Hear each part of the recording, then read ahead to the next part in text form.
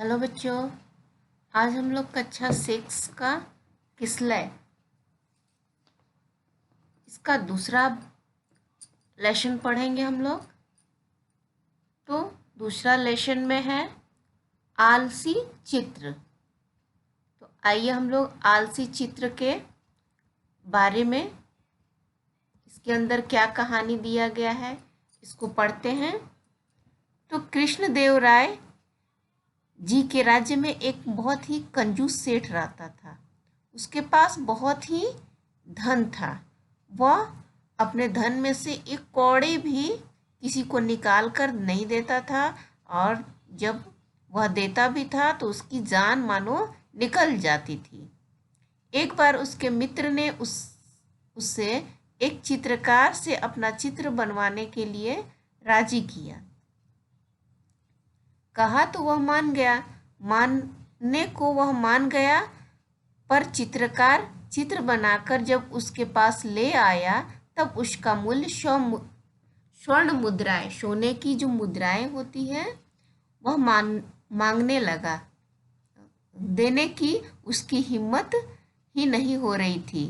चित्रकार ने 100 स्वर्ण मुद्राएं मांगी और कंजूस जो सेठ था उसकी हिम्मत ही नहीं हो रही थी कि उसको दे। वह कंजूस सेठ भी एक तरह का कलाकार था। वह अपने चेहरे को, हाव भाव को अलग अलग तरह से चेहरा बना लेता था। वह भी एक कलाकार ही था। वह अपने चेहरे की आकृति बदलने में माहिर था। वह चित्रकार को आया जैसे ही चित्रकार आया, वह उसे देख करके, जो कंजूस सेठ था, वह कमरे में चला गया। कुछ देर में अपना चेहरा बदलकर वहाँ आ जाता है चित्रकार के पास।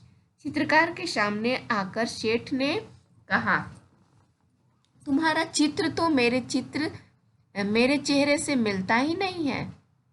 तुम्हारा चित्र अलग है और मेरा चेहरा अलग है। क्योंकि वह अपने चेहरे बना करके आता है, तो जैसा वह चित्रकार चित्र बनाता है तो उससे चेहरा नहीं मिलता है। फिर यह मेरे किस काम का? तुम ही मिलाकर देख लो। मेरा चेहरा और तुम्हारा जो चित्र का चेहरा है वह बिल्कुल अलग है। चेहरे को ठीक से देखो। अब ठीक मेरे चेहरे से मिलता हुआ चित्र बनाओ अभी, तभी मैं उसका कीमत अदा करूँगा। चित्रकार निराश हो गया। दूसरे दिन फिर वह नया एक चित्र बनाकर लाता है और उसे देता है।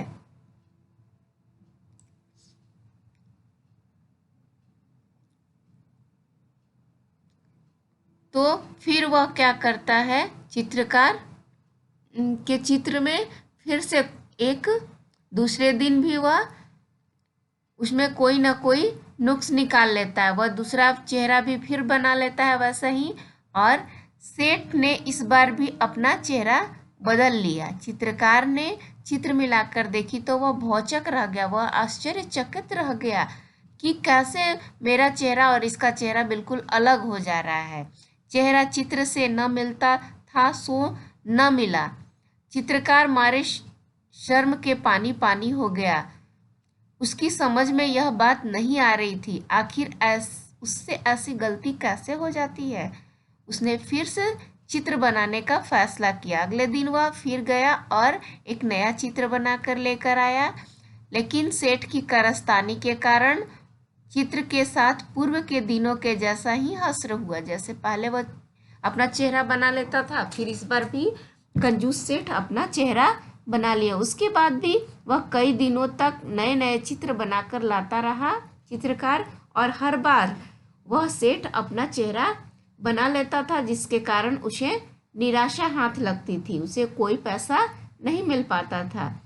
लेकिन कई दिनों के अनुभव के बाद वह सेठ की चाल को समझ जाता है चित्रकार, और सेठ की कंजूसी को भी जान जाता है कि पैसे न देने के बाद भी वह कई दिनों से अपनी मेहनत को बेकार नहीं जाने देना चाहता था।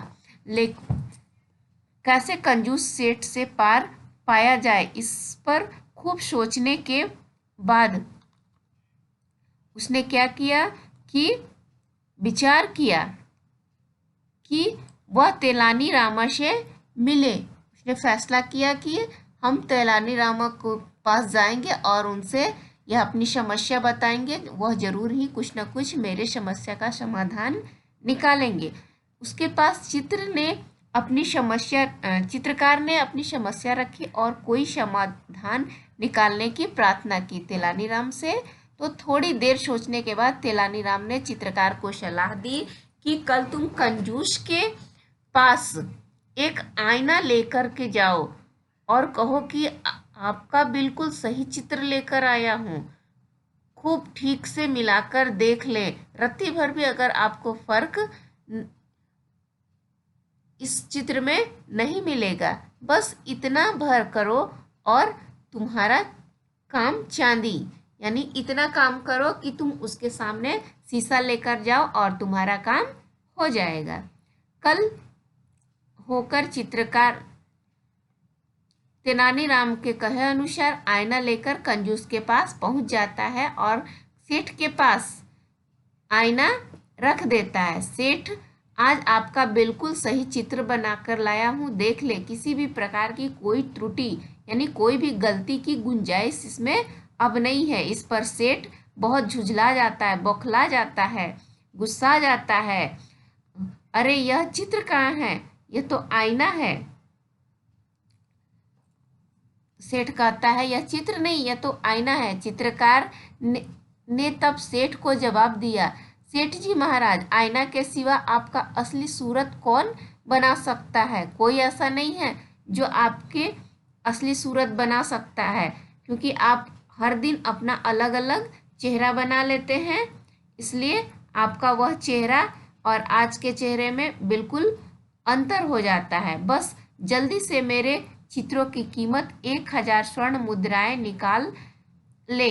अब सेठ समझ गया कि यह बुद्धि और सूझबूझ तेलानीरामा की ही हो सकती है, उसके सिवाय और कोई नहीं हो सकता। उसने बिना देर किए तुरंत ही चित्रकार को 1000 स्वर्ण मुद्राएं निकाल करके दे दिया। अगले दिन तेलानीरामा ने इस घटना को राजा कृष्णदेवराय को बताई तो वह हंसते हंसते लोटपोट हो गए। यानी बहुत ज़्यादा हंसे और इतने ज़्यादा हंसे कि वह लोटपोट हो गए। अब आइए आगे इसका कुछ भावार्थ दिया हुआ है, इसको समझ लेते हैं।